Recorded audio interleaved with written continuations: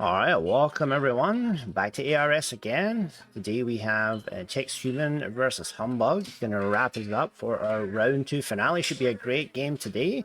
And we have two commentators today. Thank you so much for coming on. We have Arian Concision, and I'm going to hand you over to them, and we'll waste no time and get it going. Thank you. All right. Yeah, welcome everybody. Good to be here. Yeah, for sure. Super exciting race. Getting to scope out the competition. The winner of this race is gonna face me in the last week. The loser has a small chance of facing Zona, so it's gonna be great either way. Fantastic consolation prize. Yeah, exactly. But yeah, this is going to be a super tight matchup because their qualifier times were 2 seconds apart and their week 1 times were like about 20 seconds apart. Their PBs are super close as well. Yeah, they're just both really good mid 124 runners. Both very skilled runners. Both pretty consistent runners. I'm, knock on wood, but I'm hoping for a very good race today. Yeah, I'm pretty sure it will be. Of course, probably some slight race nerves as well. I don't think anyone really avoids that. But very true. Yeah, I'm just super excited to watch this and see some awesome gameplay and to hang out with a great co-com. Thank you.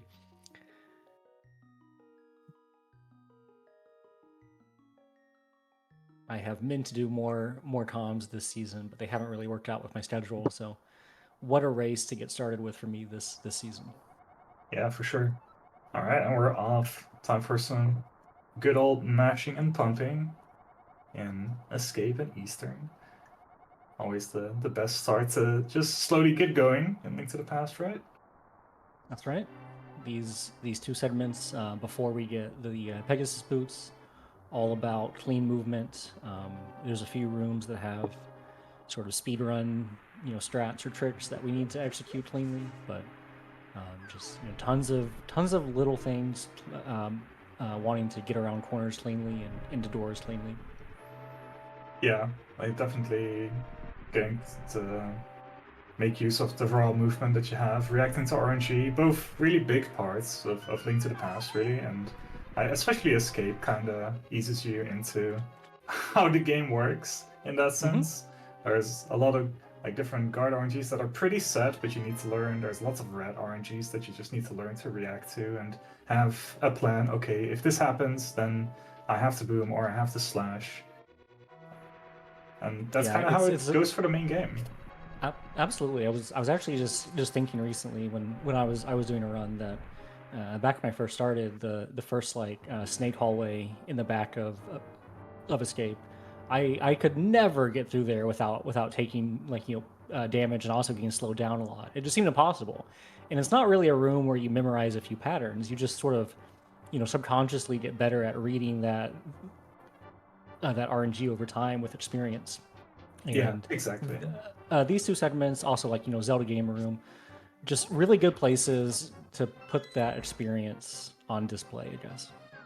Yeah, it's really just like batches of RNG that kind of like combine, and when you see them, you kind of just know how to do a subset of RNGs better. Yeah, something that humans are very good at, just sort of pattern matching and building up that knowledge over time. Yeah, exactly. But yeah, it's really fun that Link to the Past just kind of is so much about exactly that, like kind of remembering sets of RNG and how to handle them, and just slowly getting better at minimizing time losses from the RNG and how to deal with them. So we've been seeing a lot of that throughout the run, and of course, like at first it's a lot of bootsless movement, just cleanly getting through the rooms, and once we get the boots, it's kind of more of the same, but then also lots of dashing, timing the dashes, how to cancel them. So there's going to be a lot less of really how to deal with enemy RNG and more with bigger tricks and tight movement. All right, neither runner unscathed through ball and chains, but at least we make it through. Yeah, the first boss of the run, so to speak. Yeah, definitely. This is a little tight for Humbug. I would be surprised to see him pick up the hard pot that is in the first room of the sewers. Yeah. It's a nice little safety, especially in a race situation. Normally in a PB attempt, you'd be Yeah. like, okay, it's In a fine. run, I'll you would just just skip it. It's 4.5 minutes. It doesn't really matter. But in a race, very different. yeah. Because the nice thing about ending escape with one heart is that you get the inquiry frames, the beat frames. That saves a little bit of time back. But yeah, in a race situation, you really don't want to risk that and having to do that section of escape over again. Yeah, and I believe that that heart in that pot is very cheap. I know that at one point Baidi timed it actually because we were talking about it. I want to say it's about less than half a second even, but that could be wrong. But it's just like, you know, on the path. You're just spinning the pickup animation. Yeah. Oh, that was a really nice deboost on Chex's side as well. It was. Probably didn't really lose time over booming. All right. Yeah, Buddy says in chat 20 frames for the pot, so that checks out. There you go.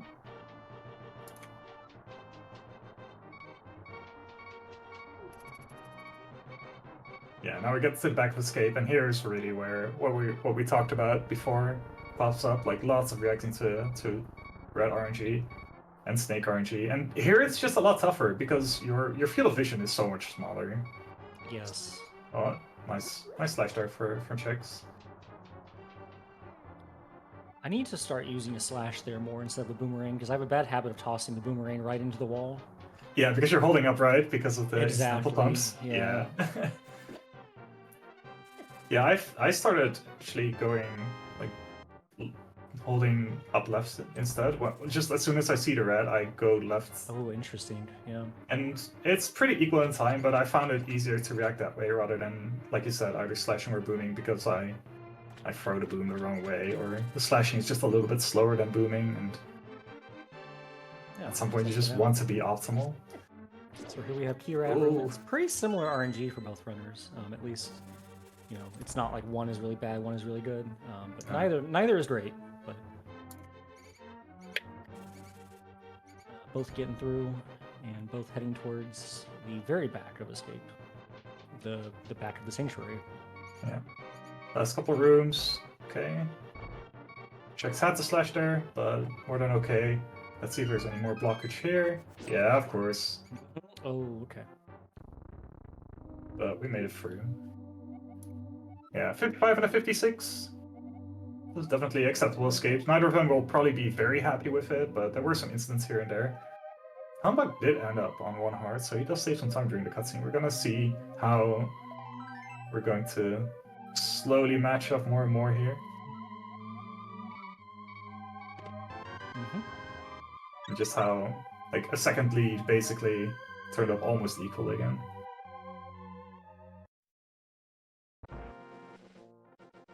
Yeah, like Claremont was saying, he does, or he should have had some 123 splits that were set on his console and his stream last week, but he's not running against those. He's just running against his PV.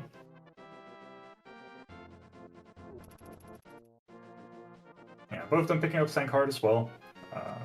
Definitely the biggest race safety there is. Very few people will opt to skip them.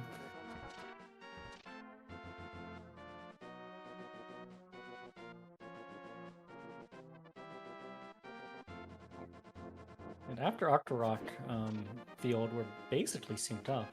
It seems like. Yeah. Yeah, here you really get to see like the slight differences in pumps as well. So right now Chex maybe like just a fraction of a second ahead, and we'll see how the double pumps go here on the stairs. Ooh, Humbugh tried to do a stair drag cancel there on the top of the stairs. You see him do it again there. If you do them well, they can actually save quite a bit of time. But they're hard to just do like a 1 or 2 frame left press in order to save the maximum amount of time.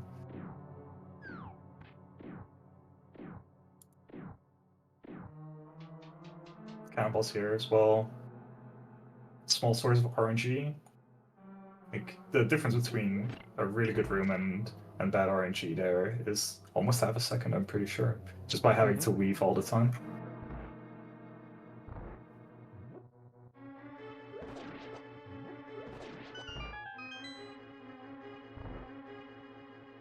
That salvage room is probably the first real like kind of trick of the I game. think so. Yeah, it's usually something that I call out when I do comms as the first true speedrun trick, I guess. First thing where you really Is- feel that you are doing something that's not intended. Not intended, exactly. Yeah, like all of, like we have some nice quick kills for the guards in the escape sequence, but that just still looks like good, clean, like casual gameplay even. And we're gonna come up pretty soon on the second trick, which is gonna be this anti-fairy skip. Not in this room. 2 more rooms. And this is the first room in the run where I start to feel pretty nervous in a race, because this trick, if you get it wrong, can lose quite some time. Yeah, definitely. Once it goes off the rails, it's like, okay, do you grab a pot in the heart, or you try to deboost again, and Exactly. do you have to make risk that being on decision half so a heart? fast. Yeah, exactly. But both of them make it through unscathed. Well, as unscathed as you can be, considering deboost, but very nice. So we're opening our first big chest, getting the bow, so we can use the arrows that we've already picked up in this dungeon. Yeah. I'm gonna get to pause that for just a fraction of a second.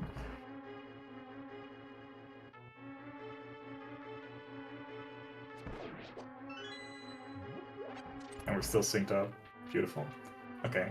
Chex had to kill a couple of enemies on the way. He had to kill Stelphos in the big chest room, the Popo there, because it was slightly in the way. Anti-Fairy's just barely touching each other. And you can just see the 40 frames or so that cost him, because now it was Chex just a smidgen ahead, now it's Yeah. gone. Oh, are we gonna see an arrow drop? Oh, Humbugh got a little bit lucky there, not getting the arrow drop. Oh, but We really want to see the arrow drop here, and we get it. Very nice. Nice. Both runners getting arrow drop, but they are on the heart next, so they'll probably not get an arrow drop in pod.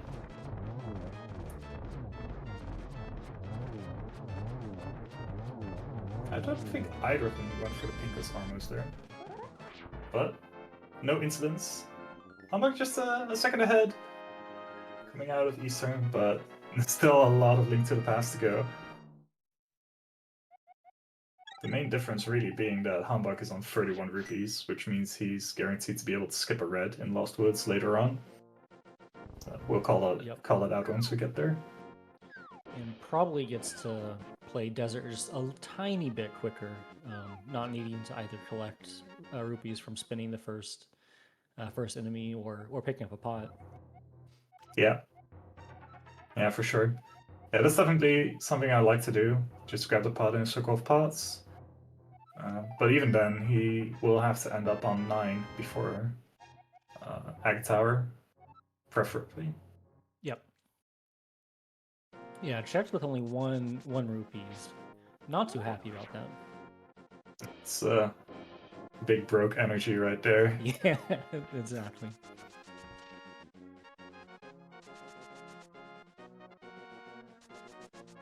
Alright, so we have our boots and we are dashing. And this is, without a doubt, what got me into speedrunning this game. It's Boots so fun. movement is so good. Yes. Yeah, we also already did our first trick with the boots that we definitely didn't call out yet. Spin speed, we'll probably see it again in a little bit. If you We'll see it at least once on each stream. But, Yeah. Looks like we'll see it twice on Humbugh stream. Yeah. So good little comparison of the two different strats for this stream. Yeah, also beautiful to see. It's a very small time save, but you will have to do it in a later split again. So I find it nice to do it and just get the practice. But yeah, you do it on the way back as well. Bigger time save.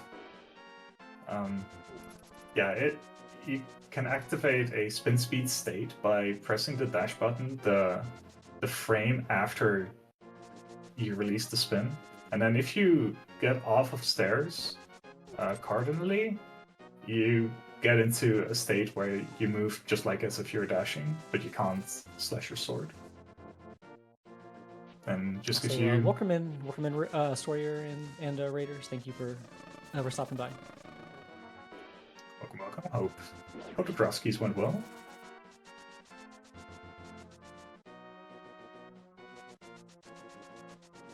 So minimal differences throughout the desert overworld here.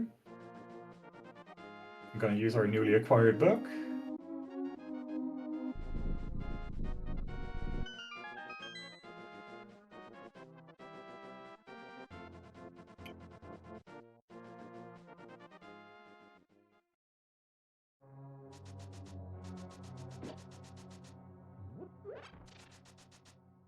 Alright, so throughout desert we're going to grab some more arrows, like especially early game, arrows are just such a big resource.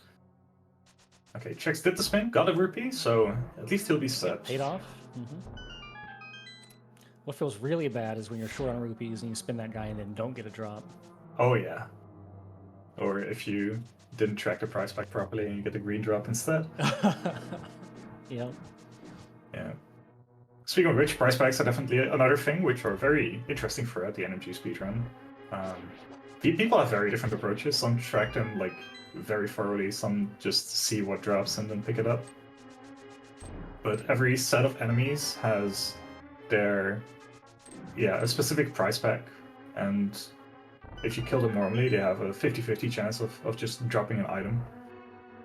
So throughout the run, you have a chance of getting an extra set of arrows or an extra bomb, and yeah, also the rupee price pack is early on a little bit of a time save at times.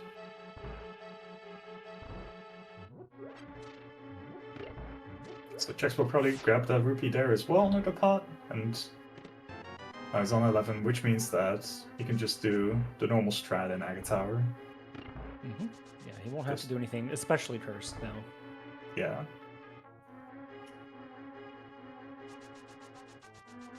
Yeah, you're required to have 110 rupees before you enter the Dark World, because otherwise you're gonna have to do some pretty nasty backups. See another spin speed here. This one is a very small time save and pretty dangerous, but we have a nice menu buffer in order to not hop off the ledge.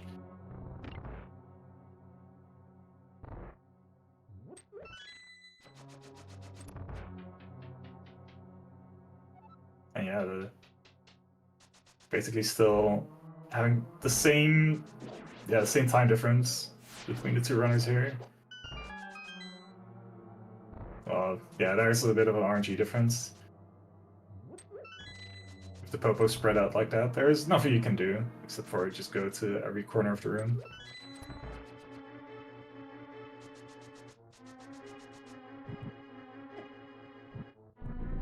Alright, it can be a big difference maker though. Lamola's the biggest barrier of entry, I think, for the NMG speedrun. In order to learn this. Yeah, very, very possibly. Maybe not in the sense of like dying, but yeah, it's I a would big say source maybe, of frustration. Maybe Ice Palace Bomb gets the nod for me, but... Oh yeah, yeah.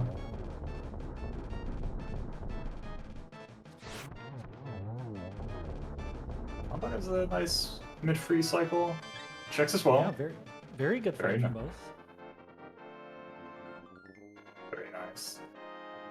And both of them do a quick menu to the boom. If you menu before the pendant starts falling, like after you get the hard container, but before the pendant starts falling, the timer for the pendant falling will continue. So you basically get a free menu. And this will save a very little amount of time on the overworld here. Or it saves an arrow.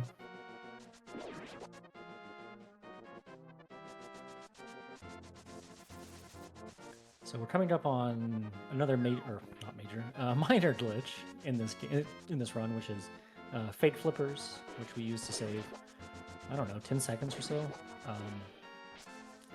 So we're gonna transition into the next screen at the moment that we jump in the water, which lets us sort of get this fake flipper state, and we can take a whirlpool, which gets us northwest of Sanctuary. Lets us save a few screens of overworld traversal. Check's getting bullied a little bit there. But yeah, both of them making it through fake flipper unscathed. You definitely do not want to get hit while you're in the water in that state. Yeah, if you're not on the screen that you jumped in on, you will soft lock the game. Yeah. yeah, the game will try to put you back from where you came, and doesn't know exactly where to put you. So if you move, you basically get sent into an infinite scrolling screen.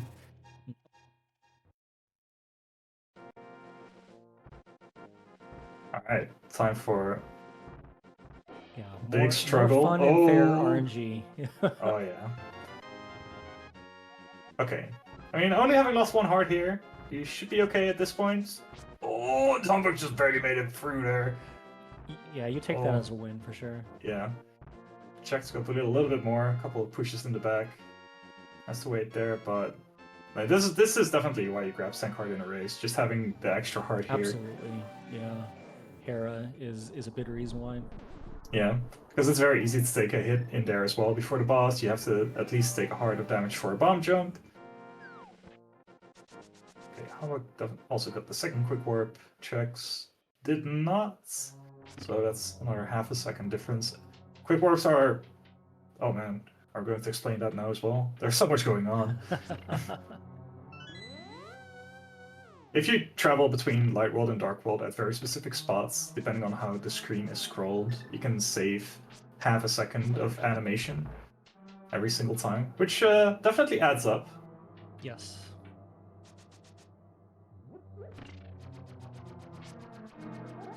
Chex took another little bop there, so he's on 2.5 hearts now. The half a heart doesn't matter at this point, unless you get hit by Stelphos in 2 rooms. So, Well, the half a heart matters in the sense that it's more than 2 hearts. So yeah, we can take 2 full heart hits and still be alive.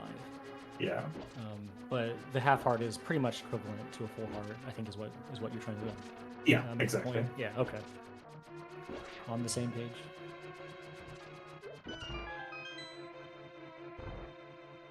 Both doing boom the strats here. Which makes this room a little bit more dangerous, but friendly enough RNG to make it through.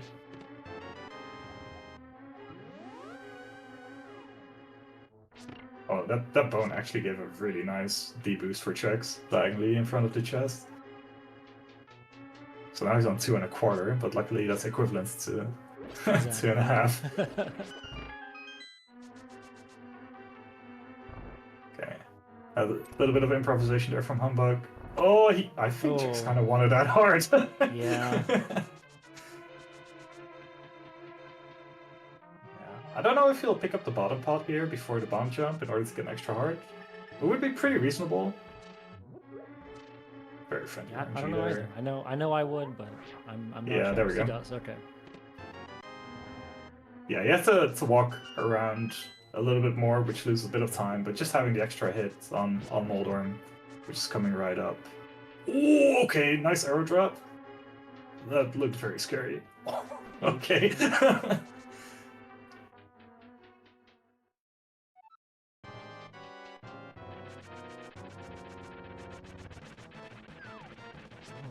Did Chex hold down right out of those stairs and then tap A to cancel the stair? Stair drag? Oh, I'm not sure if I've ever noticed that before.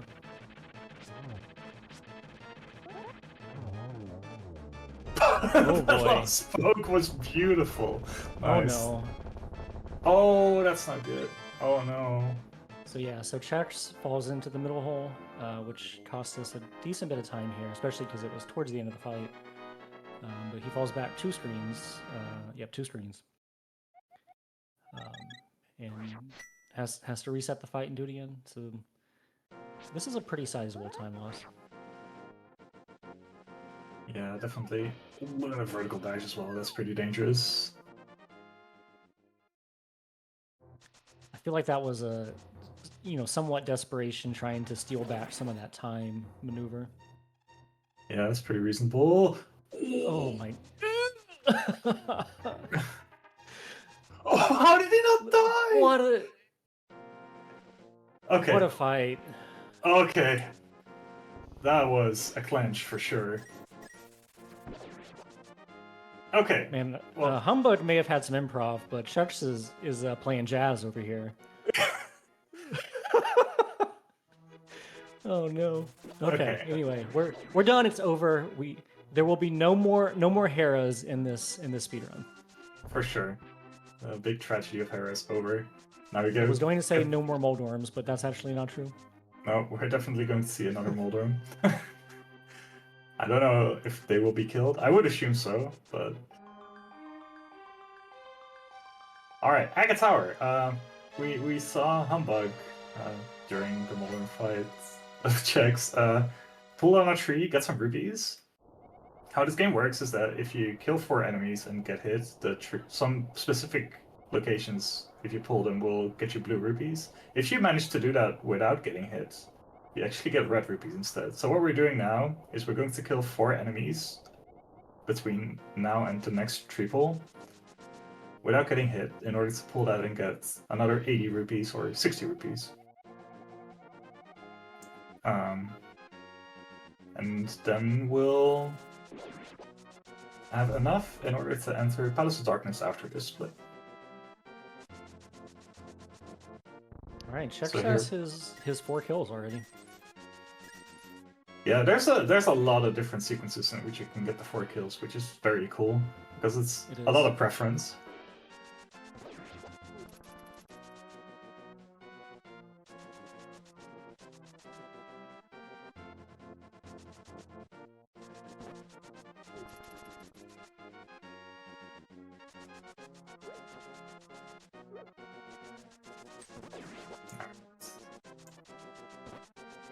Humbugh here also adopting a relatively new strat,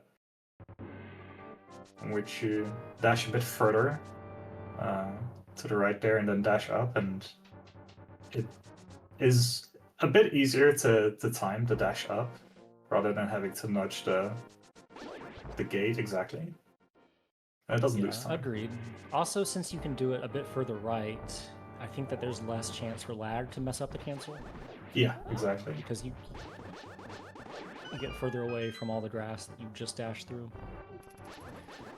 I switched to that strat earlier this year, and I find it quite comfy. Yeah, I find it comfy as well.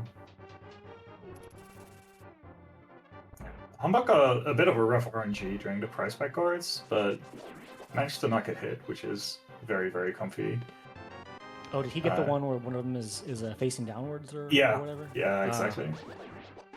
That one is so hard to prepare for as well, because it seems to be set before you or when you load the super tile, so you have to like practice the entrance guards as well to like even get that pattern.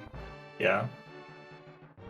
I'm not exactly sure if it's just a frame rule or if there's some way you can manipulate it, but oh, true, it could be a frame rule thing.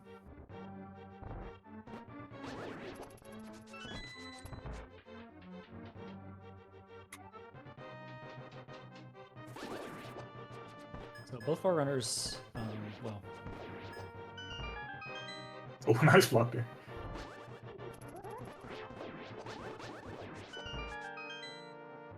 Carrying beams late into Aga Tower is very good. Beam saves a lot of time in this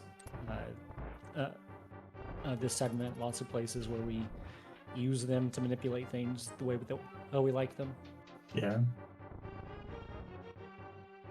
Yeah, it's one of those sections where it saves time and it just normalizes the room so much more. Exactly. Like there are pretty good backups, but they're also just so much harder. So having beams is big comfort. Turns out doing things faster gives the rooms less time to fuck with you. Yep.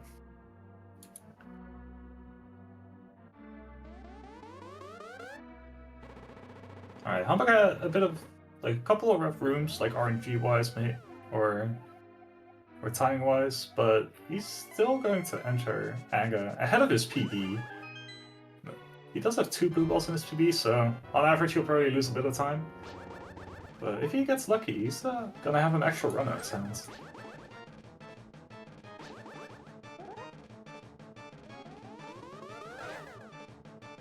Yeah, Check's mainly behind because of the Moldorm incident. That's right. But other than that, yeah, I mean, we've seen it throughout most of the run. They're pretty much equivalent.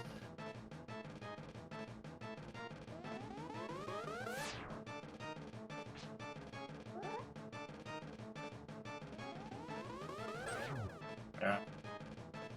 Looks like Humbugh's already getting balled a little bit.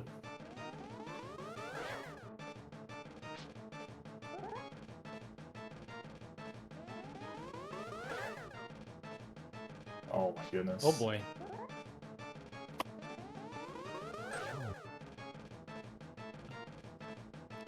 I am out of fingers on my right hand. That's not a good sign. It's fine, at least we can't get 15.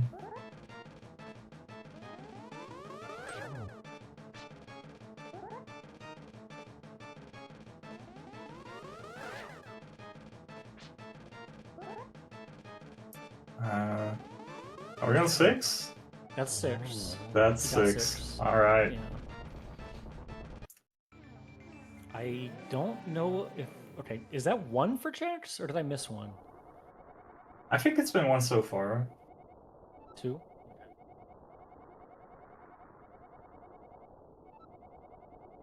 Okay, so that'll be 3 for Chex, which makes up 24 seconds. Or 18 seconds, rather. Yeah. Yep. Okay, so clawing back a little bit of time.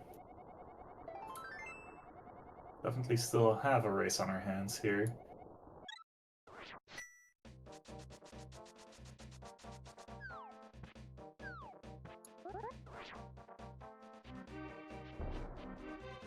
Yeah, there were 55 seconds separating the two after Hera. Then Humbugh had a 29.54 sword up. It showed it as 56 on the restream, so that will give us a good benchmark here. Alright. So it looks like about 31.5 seconds separate them now. Okay. Definitely comebackable for Chex right here. The Dark World is a pretty scary place. Everything just does so much more damage than anything in the Light World does.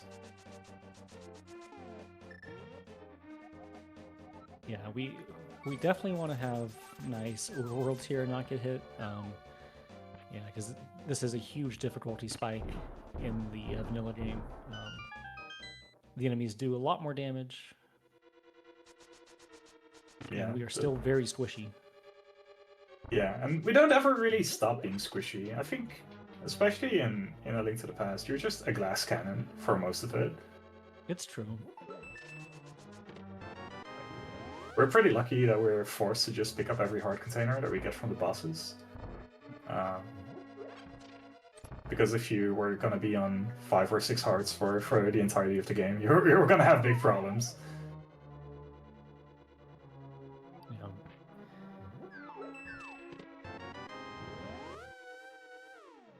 Yeah, not only Z1. the... Oh, go ahead. I was gonna say, in a Z1, you're also in an insanely squishy glass cannon. Z2, because the main category is a 100% run, you pick up, life levels, which makes you pretty tanky by the end. But yeah, this game in Z1, you're very squishy, very, very glass cannony. Yeah. And it feels like, especially once the 3D games start coming, the enemies just do so little damage compared to anything that happens. I think in those games, they're you're just designed to get hit more. They just like they expect you to sort of play around in combat more, which I just find kind of interesting. But that's fair.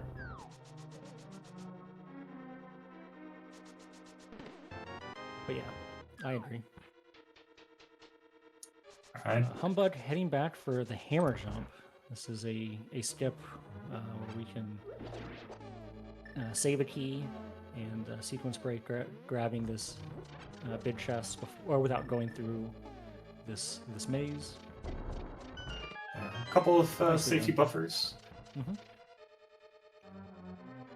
It's another one of those differences between actual PB attempts and races where you're gonna use the menu instead of sword buffers in order to make sure that you don't lose the time of the bridge falling.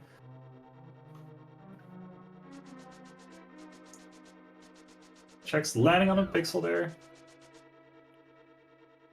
Twice. Does have an extra menu because of the menu to the bow instead of the mirror, but very nice hammer jump.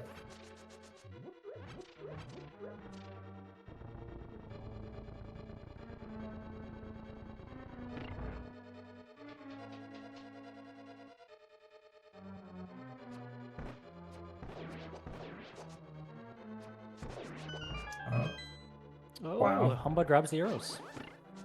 I don't Yeah, know it if was- he always kills that mimic last, or if that was a setup. Yeah, I'm not sure if he's one of those runners who changes strats depending on where he is on the prize pack. Yes. I just do one strat. I always kill the red mimic first. So if I'm on the hard drop, it's well, shit out of luck. Yep. But yeah, nice arrow drop there from Humbugh. Being on 16 arrows after pod is just so comfortable. Yeah, exactly what Chex does there. Gets the hard drop, but I mean, having 6 arrows is still more than enough. You're never gonna be on too few arrows in the Dark World after you're done with pod, at least. Yeah, which is definitely a very nice feature of the route. There's enough guaranteed arrows out in the world. We don't really need to rely on drops.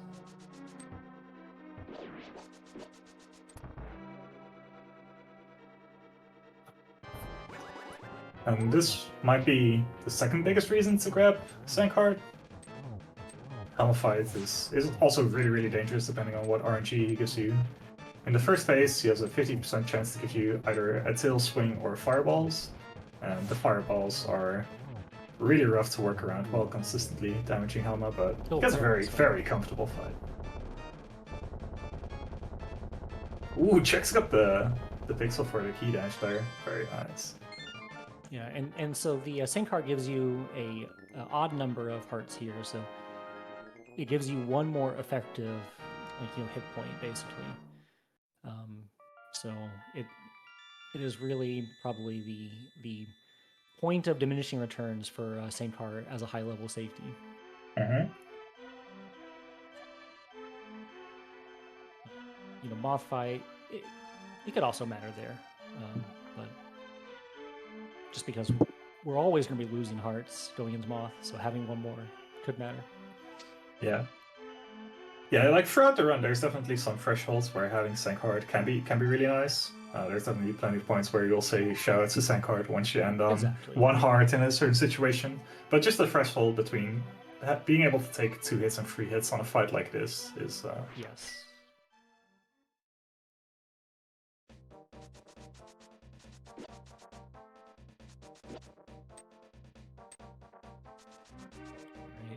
Humbugh on the overworld screen, leaving pod.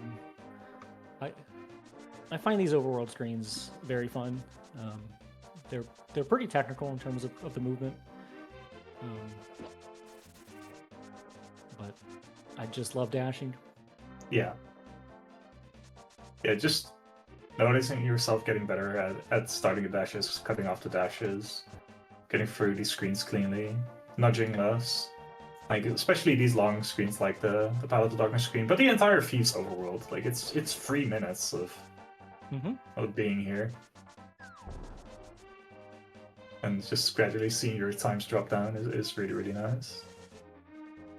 I do think one thing also that's very nice about this speedrun is the mixture of overworld and dungeon gameplay. It's a really good balance, I think, of both. Yeah. Yeah, I would definitely agree with that. I think Humbugh was a bit forward left. Oh, okay. We'll just might be a blame cropping error. Yeah. Yeah, exactly. we'll just blame Bitey. surely we didn't misread it. Just kidding. Yeah, in order to get quick warps, we often look at like the edge of the screen in order to have some visual cues to see if we're on the correct pixels or not.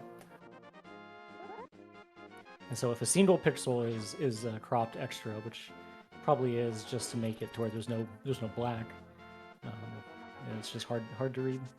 Yeah.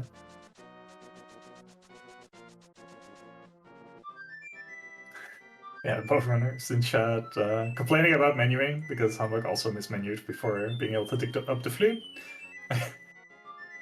It's a true final boss, especially once you stop running for a little bit. Just getting back into menuing is impossible. Menuing, picking up pots and opening chests are like the three horsemen of the apocalypse for this run. Like Yeah. all impossible. Now I got to do a little bit of a backup there at Three Musketeers. Started to dash a little bit too high. So the blue guard already spawned on the screen. But managed to get through without getting hit, and that's really what matters. Staying safe.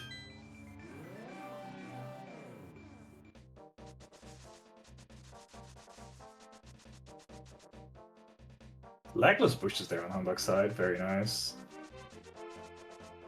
Ooh. That looks scary. Yeah, aside from that mismenu, that looked like a really, really clean off-world. Oh, that red Zazek is such a It just bully. happens, yeah. Yeah.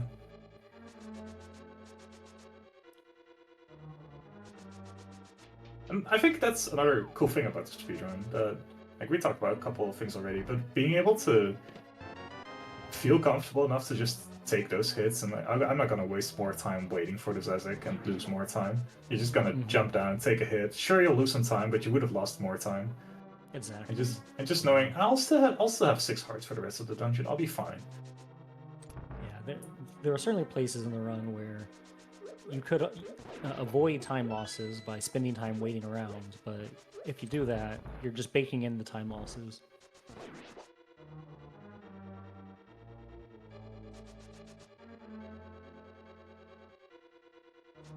Time for one of the most notorious rooms. Oh, nice adjust, but gets blocked anyway. But waiting around a little bit, still making it through without having to redash too much.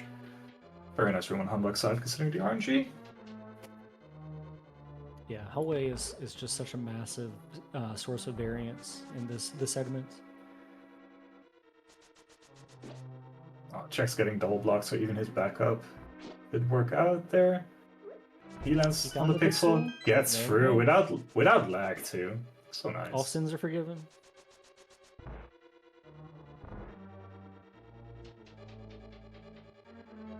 A little bit of a high five there.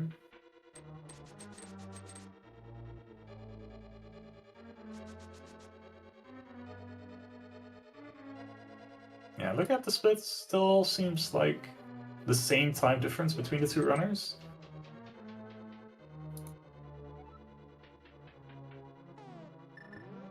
About half a minute.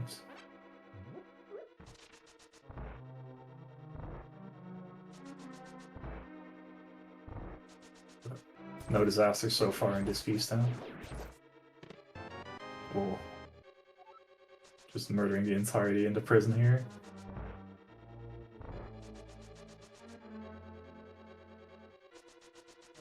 I find the dashes in the prison so hard to do properly, but... Same.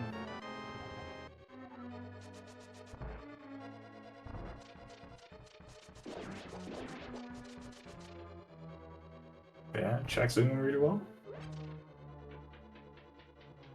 And look at that. How about just having 21 arrows after feast time? Disgusting. It's a lot of arrows.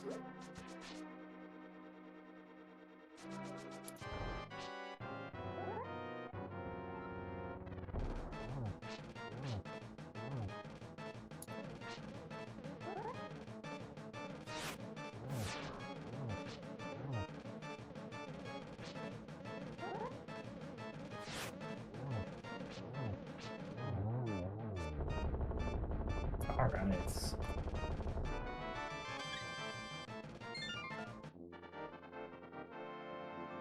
Made it through blind.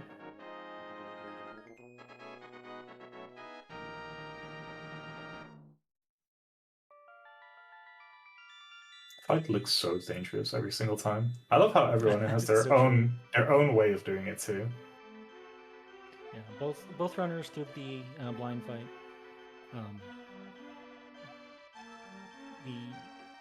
The RNG of blind is set, assuming that you apply damage the moment that their iframes run out.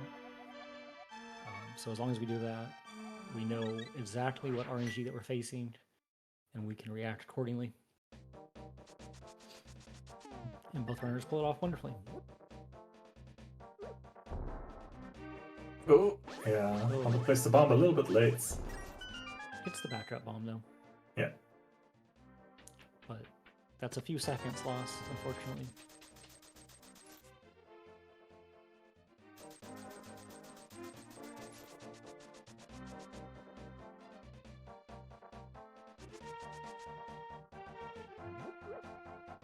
So now we're gonna rescue this frog, who will turn into a smith once we go back to the light world, and he'll upgrade our sword. And this is really going to solidify our change into a cannon. Because That's right. up until now, I mean, we could kill most of the enemies pretty easily. But some enemies still needed 2 hits or needed to use the hammer instead. With this sword, we basically kill everything in 1 hit. But that's not a boss. Or a mummy, I guess. Yeah, the tempered sword is a huge increase in power for us. And yeah, really one of the last that we usually get. I guess the fire rod is also quite powerful. Yeah. And we use that for like mummy hallway and everything. So. But especially when dashing through enemies, they're going to notice a difference. Even in this split, where there's a couple of row paths that we have to dash through. With the Master Sword, you would have to be very careful with the dashes. That's right, yep.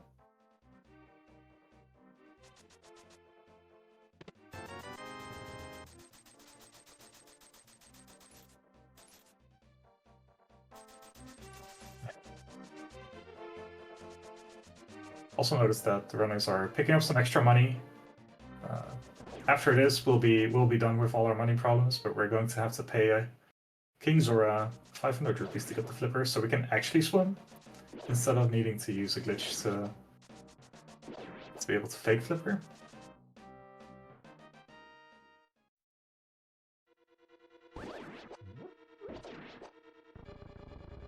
Nice extra bomb there on Humbugh's side. Very nice rune too. Oh, lands in the middle exactly, so no nudge while pulling the statue. This room can really get out of hand sometimes, but that was beautiful.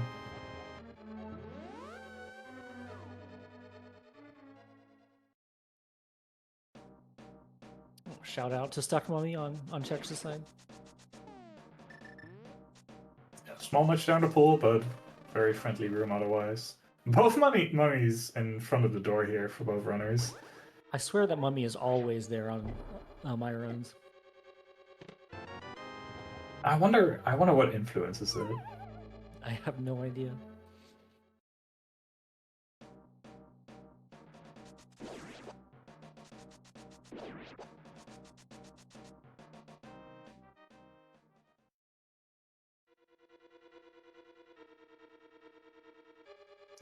Both getting the same RNG here as well.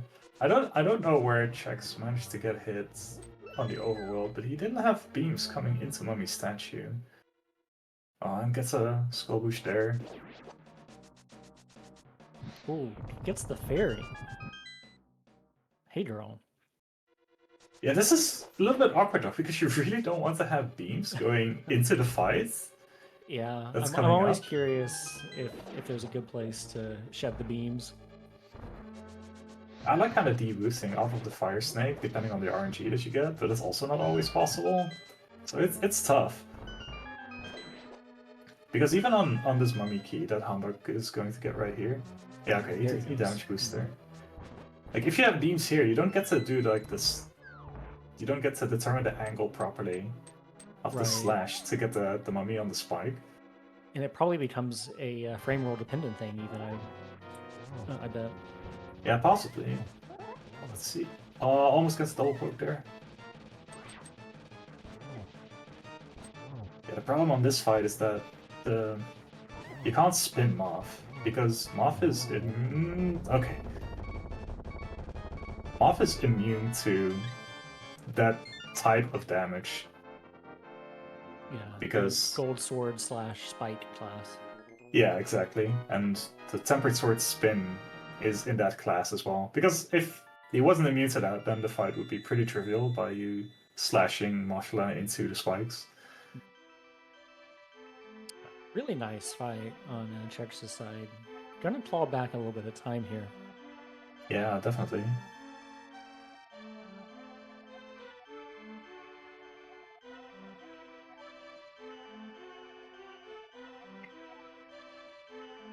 Actually, very, very solid Scoblets and Chex's side. Chex's mid-game splits are really tough to run against, though. Dang.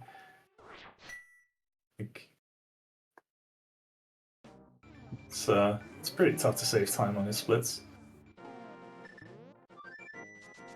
All right, we're down to about a 9-10 second gap now, I think. Let's see, 49.01 for Humbugh, and yeah, 10 seconds, 49.11 for Chex.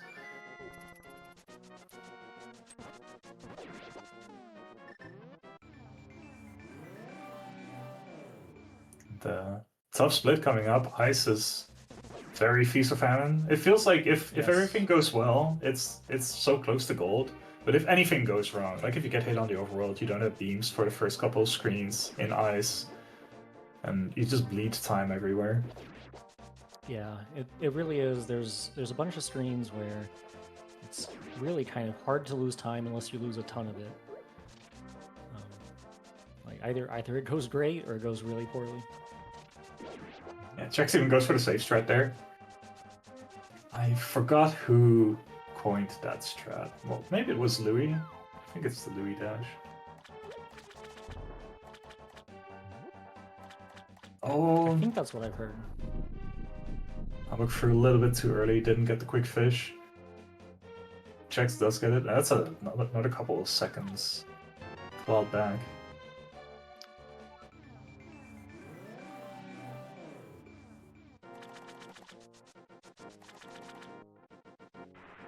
Might be getting into a synced situation soon.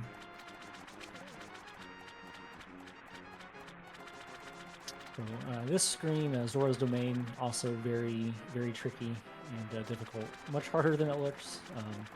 It's a lot of movement and dashing, but unlike a lot of the other screens in this game, you can't nudge on anything. If you would nudge and lose a few frames, instead you jump in the water and lose a few dozen frames. Yeah. Yeah, and the lines aren't actually clear. Like, No. sometimes you feel like you should be able to make a dash and you just walk over deep blue water, and other times you feel like you should be able to walk somewhere and you just keep topping into the water. It's a super tough screen to do well, and all the added Zora fireballs don't help because it's very easy to get too scared or feel like you should be able to make a dash and then you can't.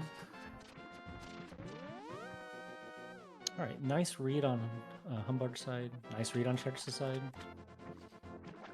And we're going to enter Ice Palace with beams, it looks like. Yeah. Both haven't gotten an extra bomb, so plenty of leeway when it comes to the bomb routing now as well. Yeah. And Ice Palace incorporates ice physics. Chex losing a little bit of time there, that because he slashed instead of the slash beam. instead of the Instead of the fire rod. Like killing every enemy in that room like opens the door again. Reopens the door. Yeah. So it gives you the little jingle for when the door opens, and during that jingle, time pauses, and that's slow. It's all the little things, but yeah, especially in a race that's this tight again, every couple frames matter. All right, nice bombable floor from Humbugh. Nice from Chex too. Gets the bomb placed and then deals with the jelly. Yeah, it feels so good. Got a pretty rough RNG, but really made the best of it. Okay, Humbugh makes it through. Oh no! Chex basically walked in the spike and then walked back. I had something like that happen once as well. Oh, that's really unfortunate. He had a really good setup too, in order to like bounce up the spikes and line yourself up for that dash. All right, both of our runners get Ice Palace Bomb Jump on the first cycle, so to speak. So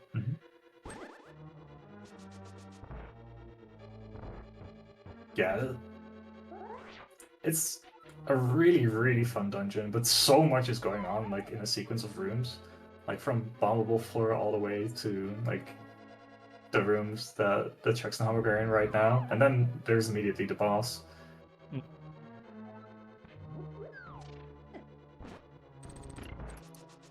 Okay.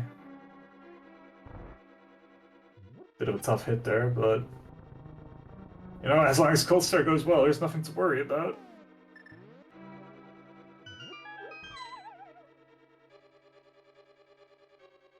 all right, here we go. Get to deplete all your magic in order to unfreeze the shell. Oh, Uh-oh. okay. Missed the second dash poke on Humbugh's side, but gets a pretty good cleanup. Yeah, that could have gone much worse. Didn't get hit.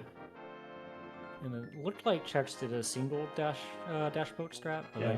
I don't know for sure. I was too busy looking at Humbugh. I don't actually know if Humbugh usually goes for double poke there. Yeah, I don't either. I was kind of wondering if he just set up too far to the right for the first spin and was kind of forced into it. Yeah. Yeah, and if you're not feeling comfortable with how to do it, then it goes off real fast. But he had, like you said, he had a really good cleanup.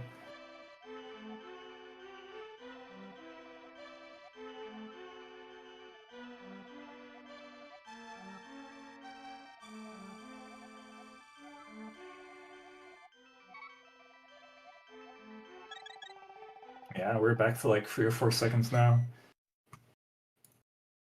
Yep, basically one refill separates the runners.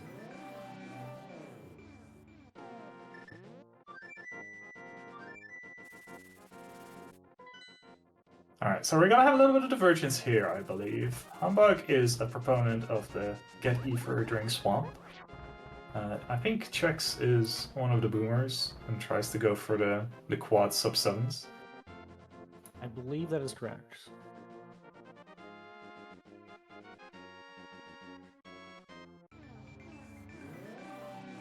Often you see runners going for Ether in Swamp and then Ice Rod during Todorock, but Humbugh actually gets Ice Rod during Mire as well. Interesting. So a little bit of a difference there compared to most runners. Yeah, that's a pretty unique shopping route.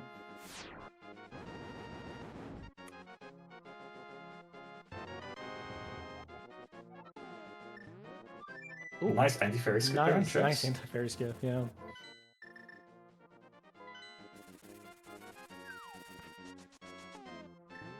Nice quick warp. Yeah. Clean overworlds.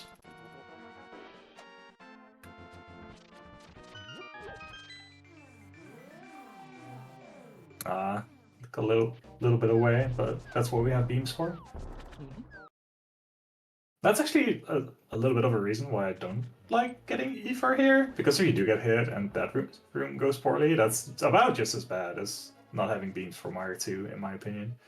It's true. If you are well practiced at a beamless Mire 2 strat, I could definitely see that being the case because yeah, when that swamp room goes bad, it can be a real pain without beams.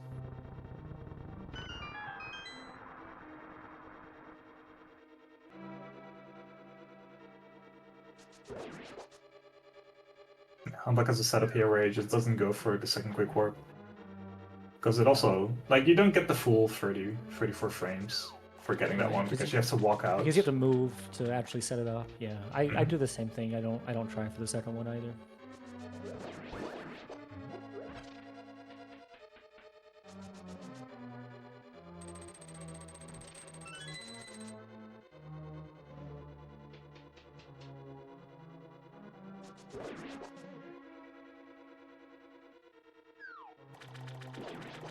It is so unsatisfying, like, like walking out of that hub and then dashing through the Stalfos, he just reappears because he never actually finished killing him. It's so frustrating. Oh, Chex slash there. This can actually cause some extra lag. Yeah. Yeah, I don't think it was too bad, but that could have. I think there's a couple of clips out there of people like doing something during either of the lever animations, like the water filling the room, and it just taking ages because of some extra lag.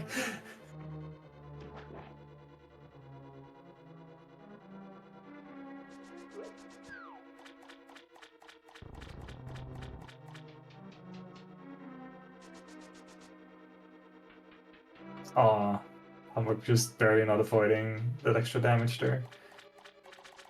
Having beams here doesn't matter as much. There's a Yeah, room. there's a few places it's nice. You can actually get like a slightly better switch hit here if you have beams.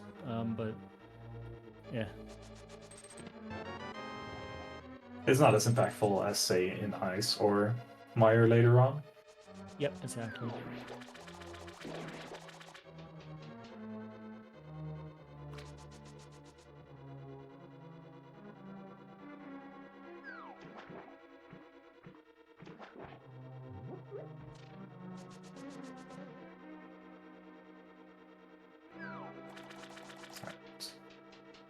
Check's gonna get his hook shot here, and then has a nice little lineup where you diagonal straight out of this chest grab, being able to hook, and then hook again. Have a perfect lineup. Nice slash. Nice slash before the dash there as well. Oh, Humbugh getting bullied here! That was really unfortunate RNG.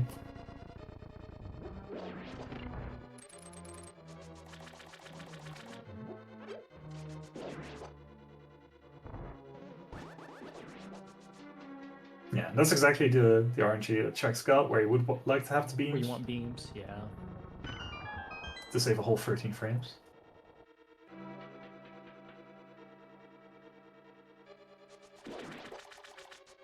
It's just such a nice feeling to to have it. Well, it feels so good, I think, because it's so free. You're just like, I mean, yes, I did stuff to deserve this, but I just happened to be in this situation, so whew, I'm gonna save 13 frames. Yeah, exactly. It's the ultimate speedrunning little treats. Yeah. Allowing yourself 13 frames for dessert. Exactly. All right, checks with the Argus fight. Gets pretty far on the poke dashes. It's gonna be a one cycle. Yeah. Yeah, it's really hard to recover properly once you do get hit.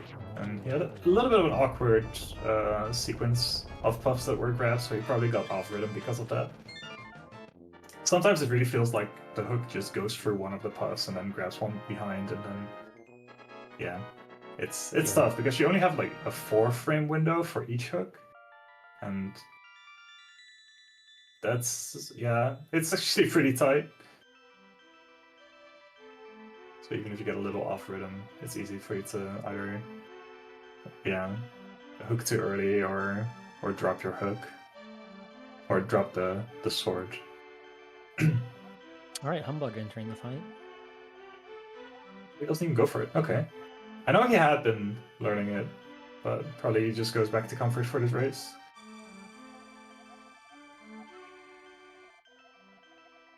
Gets a little extra movement. That's a couple Still extra one cycle, seconds. Yeah. But yeah.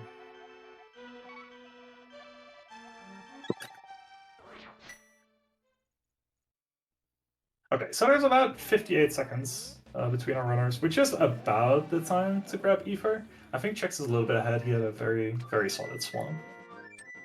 Aside from the I one would cycle. agree. We're gonna have a hard time gauging exactly how close it is. I guess once we finish this up, we will know. Because you said that Humbugh grabs Ice Rod here. Yeah, so we'll both have done our errands. Entering Mire. for sure. Yeah.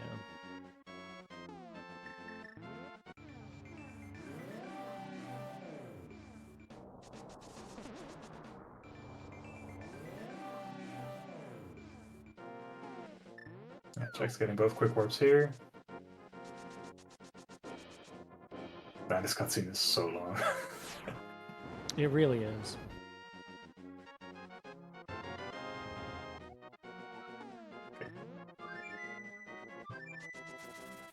Yeah, so it's about a mirror transition and a menu difference.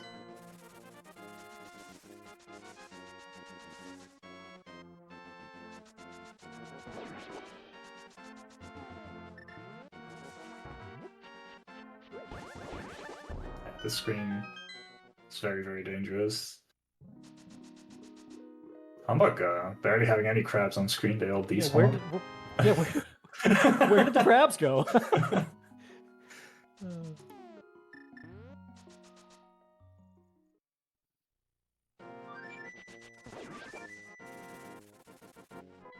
I like to play on Humbug's cartridge. Yeah, same. It was actually very nice.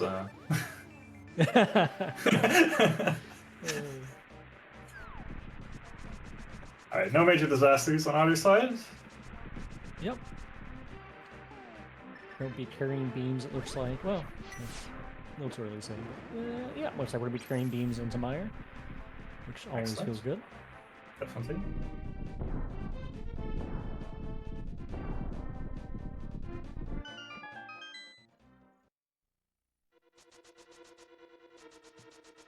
At this point, both runners are basically a minute behind their PB as well, so it just shows how close this has been. Yes. Oh, Chex having to walk a little bit extra to kill a Popo. Yeah, he basically turns fast Mire 2 into quote-unquote slow Mire 2 with missing that first beam. Or, Yeah. not first, but you know what I mean.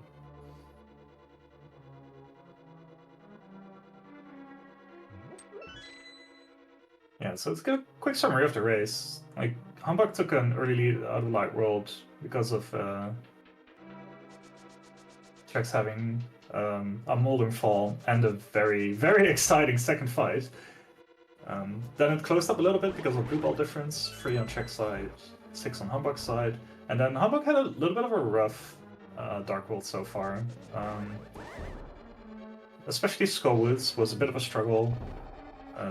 Very rough moth fight. And then Chex just had a very, very solid Dark World so far. Like, he really turned it on. Humbugh lost a few seconds in both Moth and Cold Stare. And I guess maybe even Argus compared to Chex. So it's just been a few seconds here and there, and they've added up.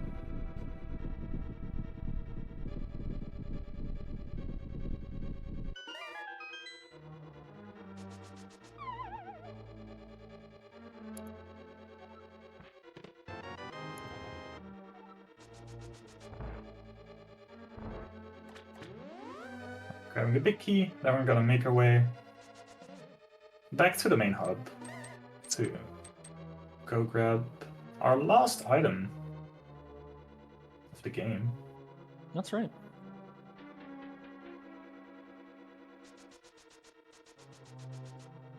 Which also, incidentally, next to the boots, is probably the most broken item in the game. For major glitch enthusiasts, which Chex is. It's crazy how many categories Chex plays. It is.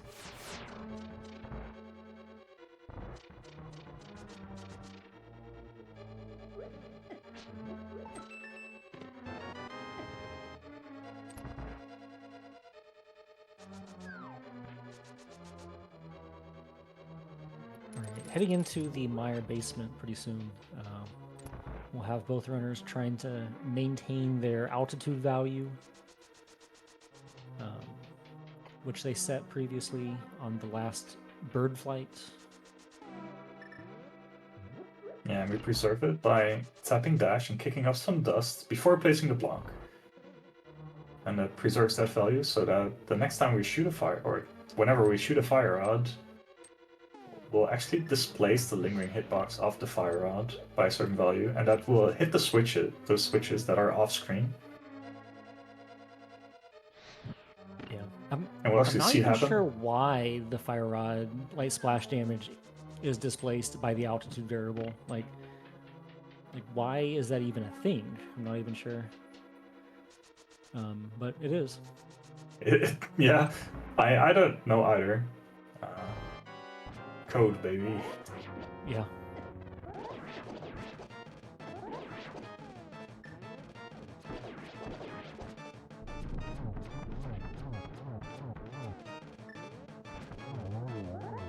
Oh, I'm about killing all the eyes without having to use extra arrows or slashes.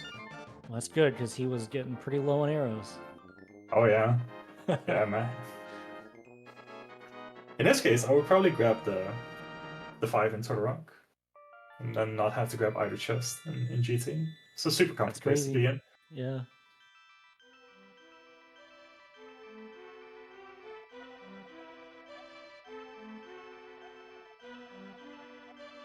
Yeah, I mean, super nice Mire from both of them. Chex had a little bit of a slower Mire too, and I think maybe there were some slight differences in Fire Snake RNG. But other than that, no incidents. Yep.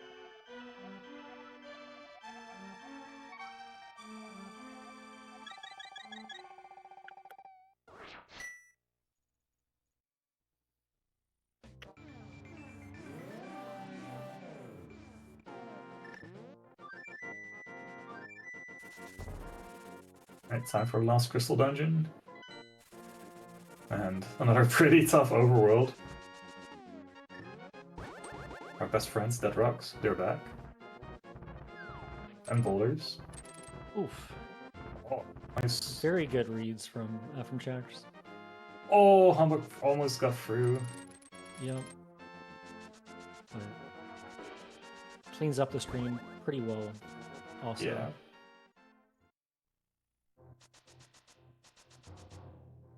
Ooh, Humbugh adopting the new down dash. I'm not sure if I've seen that before. I started doing it a couple of months ago. It lets me get screwed by the dead rock a bit less, and it feels really nice.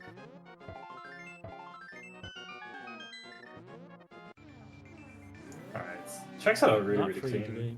Yep. But no quick warp. Oh, Humbugh probably. Nah, that's a little bit too far to the right, I think. Yeah, no freeze today.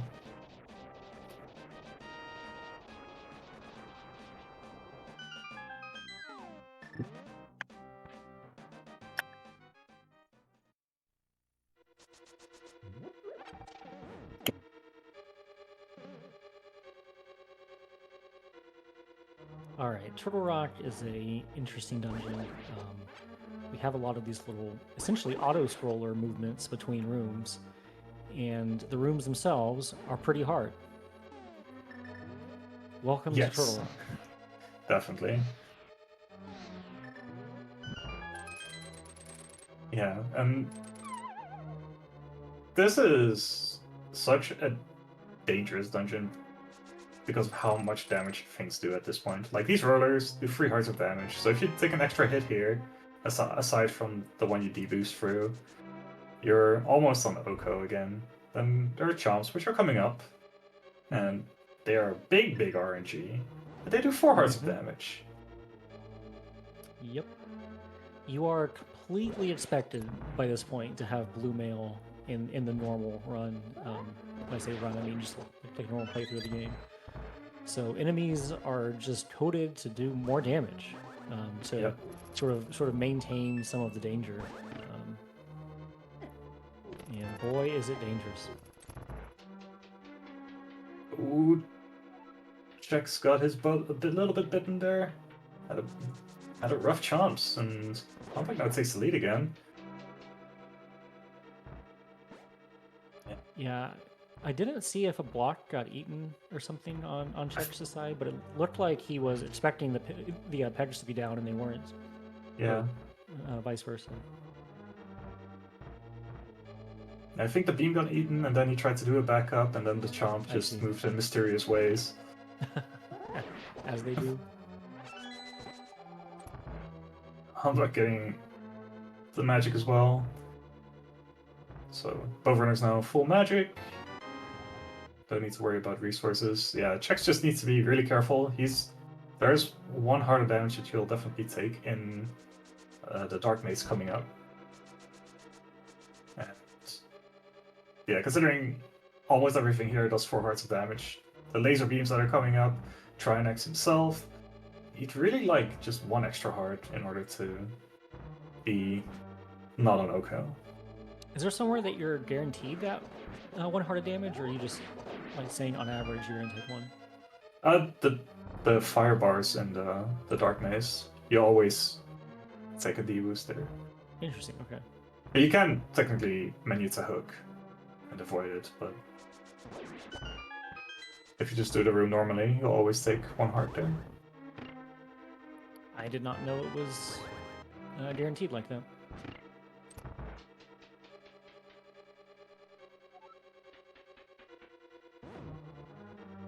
Oh, but I guess you're right. Yeah, they do start in the same position every time.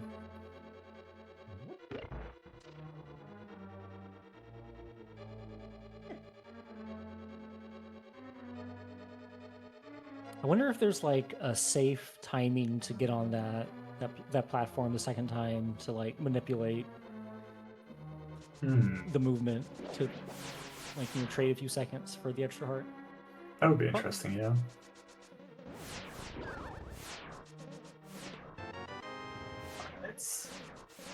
It's so close. I'm just so scared for Chex. Good laser skips from both. Yeah. Normally you would have to gotten the mirror shield in this dungeon, but that takes too long and you don't need them.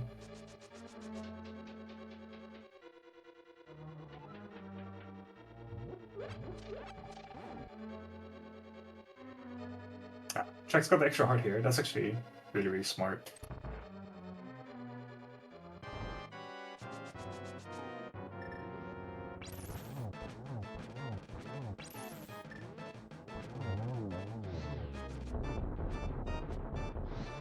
Runner's going for the normal backdoor strats.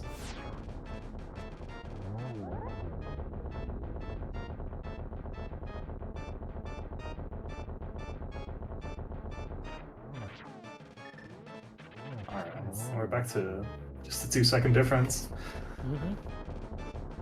We had a race this close yesterday as well.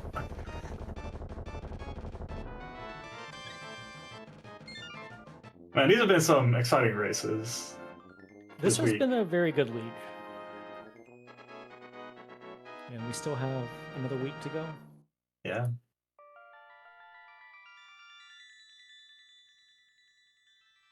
So now it's time for, in my opinion, the most fun dungeon. It's non-stop action. It is very fun. I've probably said this 1,000 times, but it's just a culmination of everything that you've learned throughout the game. It's movement, it's reacting to RNG, it's just really, really, really hard rooms to do well. And we get to use so many tools.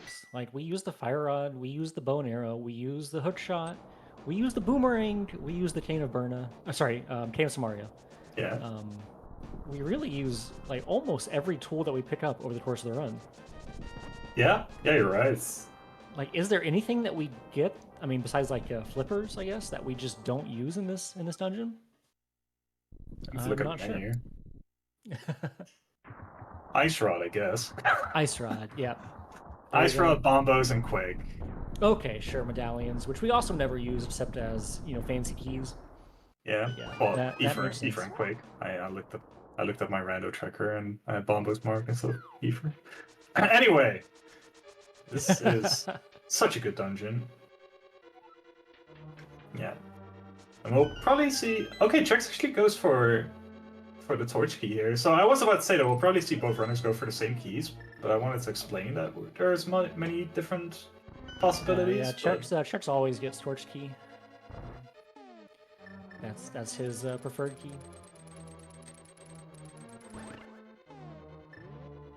And yeah, we'll see Humbugh pick up a different key later that Chex will skip. Yeah.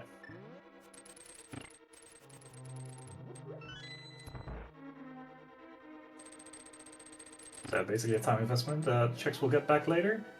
So it looks like Humbugh is ahead more than he actually is.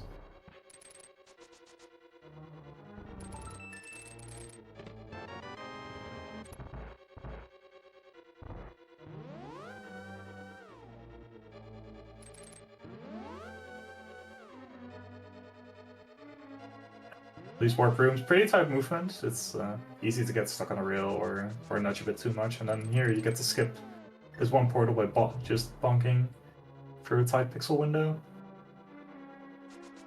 Then I don't know if we'll see either, or if we see Chex going for these arrows here. But Humbugh will skip both chests.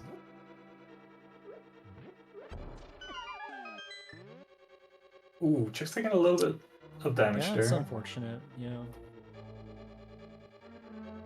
Yeah, it's a little bit slower, and it costs an arrow to hit a switch in the first room of the climb. He's pretty priced into taking the arrows here, though, at least. So the arrow Yeah. hopefully shouldn't matter, but yeah. Yeah, he'll have more arrows than Humbugh even, so... Humbugh's arrow lead has been vanquished. Of course, at the investment of some more time. Yeah. Oh, but here we are in the 10 pack. Love it. Yeah, so many different strats here as well that are possible. Okay, well, imagine.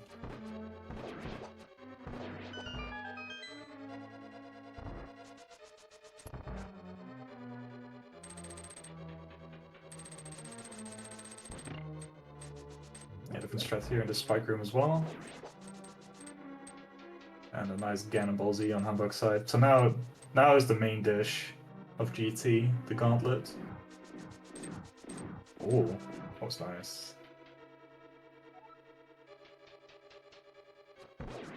Oh, beautiful. Yeah. That stealth was just walk right into the pot. Oh, went down just a little bit too early. Oh, that Zazek really didn't want to get chased.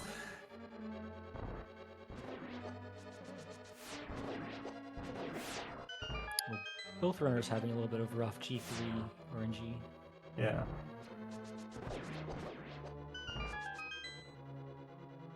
Alright, scripted G4. Both? Okay, I thought Chex was gonna go for the arrow there as well, but Humbugh saving a little bit of magic there. Nice one cycle. Let's see if Chex gets this one cycle as well. Oh, okay. Not a short hop, that's very nice. Yeah. Ooh, even goes for the dash. Dang. I just want to tell Chex that he doesn't need 20 arrows in GT.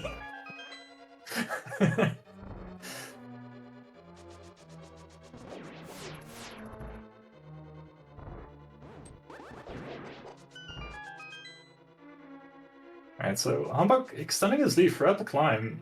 It's had a really good GT so far, and doesn't need to grab the magic dot here because he saved a fire rod shot in G5. Chex will regain a little bit of time by not having to grab an extra key.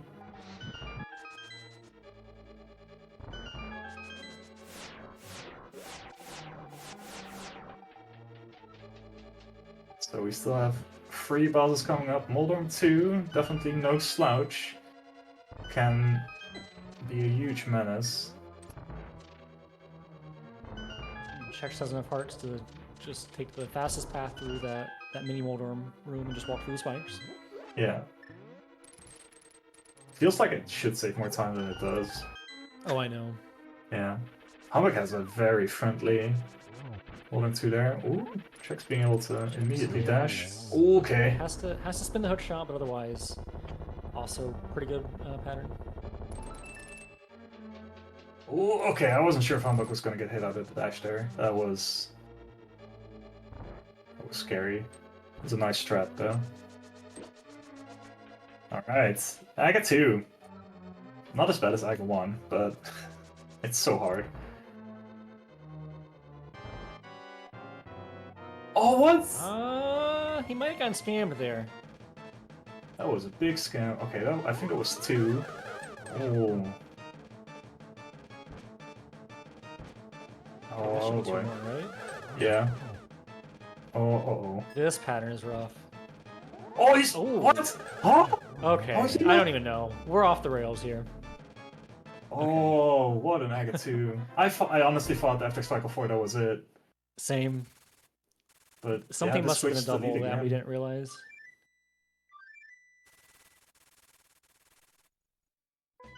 It could come down to wraps. Thank you, Spaces. Man, I'm feeling like a rat. I'm hungry. Man, that was such a good GT on Humbugh side too. But Aga 2, the real final boss.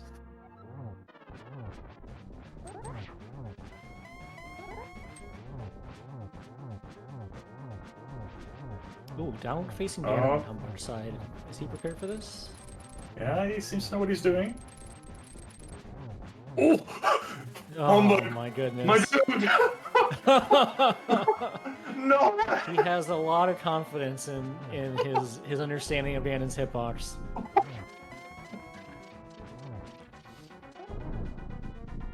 Alright. Oh, Humbugh's getting warped on 2. Yeah, he's getting Oh warps. no. He got the balls and the warps? Yeah, wow. The balls and the wraps.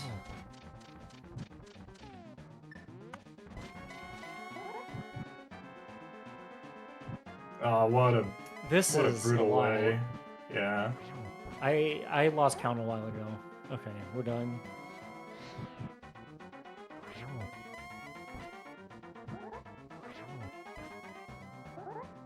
Yeah. The Chex already into the third cycle. Deep into the fourth cycle, really. But yeah. Yeah, fourth phase, but yeah, Oh, gotcha. Third Yeah. cycle of the torches. Yep. yeah.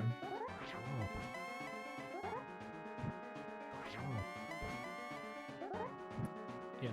And without any disasters from Chex, we clean it up, and that'll be it. Man, what a way to end it through the warps, but Humbugh really put the pedal to the metal in the last couple of splits. Yeah. But huge GG's to Chex. Huge GGs. GGs to both runners for an incredible race. Close from beginning to end, really. There were multiple lead changes. Yeah. A very high level of play today. Yeah. Very exciting. GG's gamers.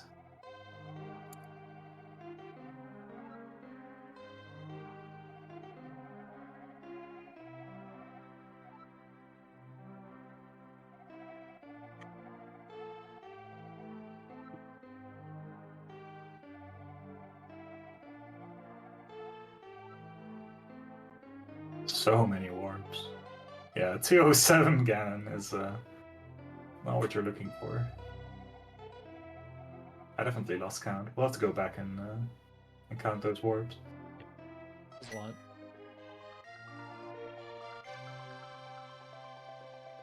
Welcome, Humbugh. Thank you. GG. That a rough way to end it on, if I counted correctly, 87 Ganon warps. Yep. In a row.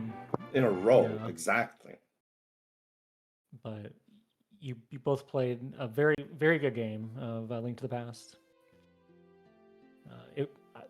I don't know if you were watching the restream, but it was a very exciting race. Several lead changes, very close from getting to end. There was at most one well-played Link to the Past runs, but anyway, I'm sure it was exciting with how close it was anyway. Yes, Oh, yeah. it was. It was. And I'm happy with my runner GT. I'm really happy with my GT minus Aga 2.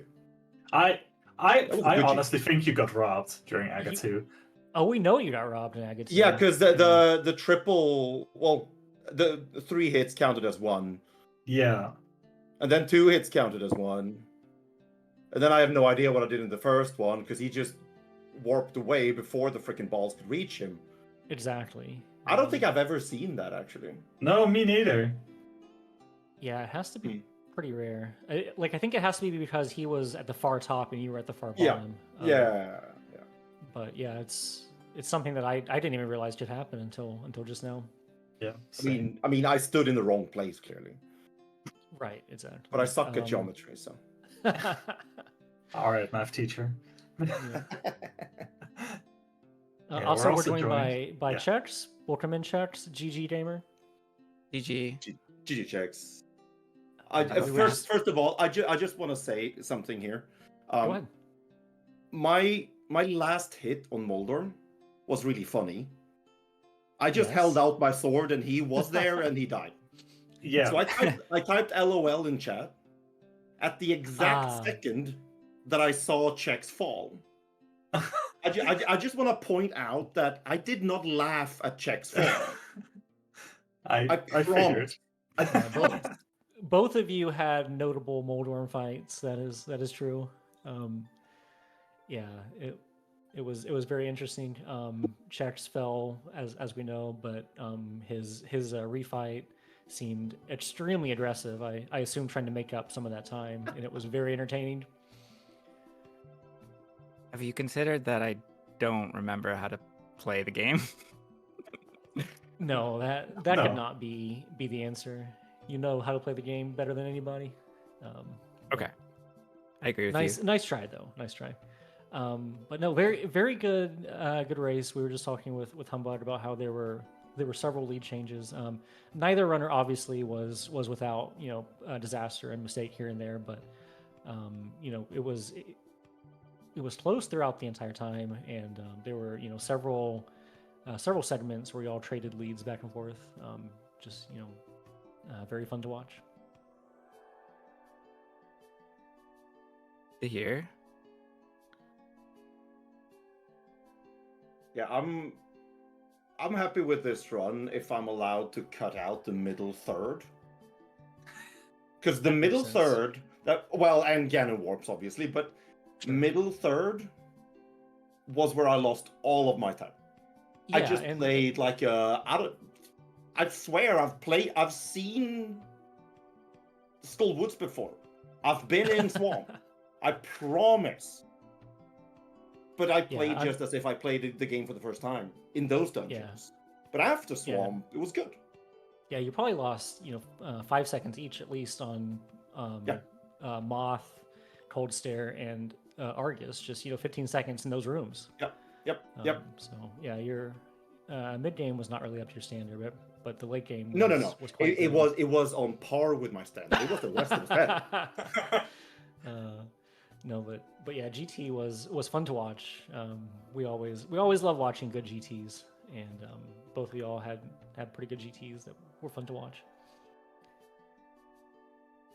I had a bit of a lapse where I couldn't remember how to get the dash through the moving floor, and in Ice Palace.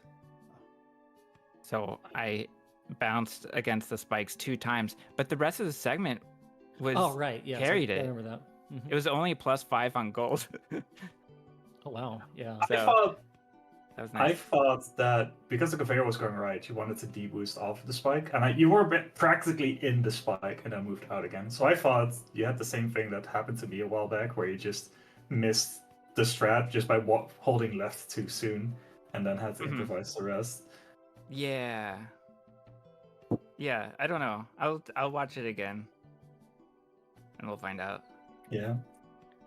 The your ice was very clean. Your bombable floor seemed really good. You got the bomb place really early, and then cleaned up what I consider a fairly rough pattern from the jellies, where one of them is like right up there by you and sparking and everything. Yeah. But no, well played segment. Trying to think if there's any other notable points in the run worth calling out. Yeah, it was. I like to say sometimes that I like to be within a minute of my PB at the end, and it was a +102. But it was like kind of a nice run where it only peaked above a minute in certain segments in ice, and then at the end. So that was kind of cool. I think if you cut out what happened at Moldorm, Mm. then you're actually really close to your PB throughout Yeah. until like Turtle Rock. Yeah. That's like 40 seconds or something. Yeah. Probably middle Yeah. hole. Yeah. I mean, Like the it's just the only the cut scenes of falling is just so slow. oh Yeah. yeah. And there are 2 of them. Yeah. Mhm. If you get middle hold anyway. It's just for me massive personal cope, but like I love looking at the runs and like taking out my 2 biggest like disasters and saying like, oh, if you just take out those 2 mistakes, we're within X seconds of Yeah. PB. And because it's just such a long run and you're expected to be pretty close to perfect throughout the entire thing, which is inhuman really. So there we Yeah. are. I would be beat with 0 blue bars and zero warps. I I believe that, believe yeah. Yep, I would. Yeah, I 6 blue balls and 83 warps. That'll Yep. Yeah. Yeah. it'll do something to you. It sure does. It sure does. The emotional damage on those warps, I could feel it. Yeah, I wasn't ecstatic. No. Because like I knew I checked the standings in the Trinex fight, and I saw that we were as close as you can be. And then I had a Yeah. good GT minus Aga, so I figured it was still close. And then I get 9 warps. So Yeah, I think it was Chex had a small lead going into Ganon off the back of your also Yeah. robbery by Agatu. Aga, yeah. But yeah, going into Aga 2, it was neck and neck and neck, just as close as you can get really. But an excellent race. I'm so glad that I got to do commentary for this. Thank you, Bitey, for the restream. Thank you, runners, for allowing us to be here today. Yeah, of course. Thank you, Aaron Inquisition for comms and Bitey for the restream and Chex for the race. Good Yeah. luck next week, Chex. Thank you. Yeah. And fun to Yeah. race you again, Humbug. And Of course. thanks, After everybody. we've met in IRL. Even. That's right. That's right. Oh yeah. I'm so sad I missed that. Yep. And Yeah. whose fault is that, Aaron? That's my own. That is your correct. Thank 5 points. Tough you. love. Nice. All right, thanks everyone. Thank you so much to our runners. Amazing race. I got to get another picture of a Trinex spin-off, so that was kind of cool. Yeah, been some amazing races the last 3 days. NMG's pretty hot right now. People are putting up some amazing runs, so make sure we support everyone. We'll have round 3 next week for you. Thanks again. Congratulations to Chex coming in with a very win there. Very, very close race. Thanks to Humbugh for racing. And thank you, Erin Concision, for doing the commentary. We'll be back very soon with some more action. Take care, everyone, and all the best.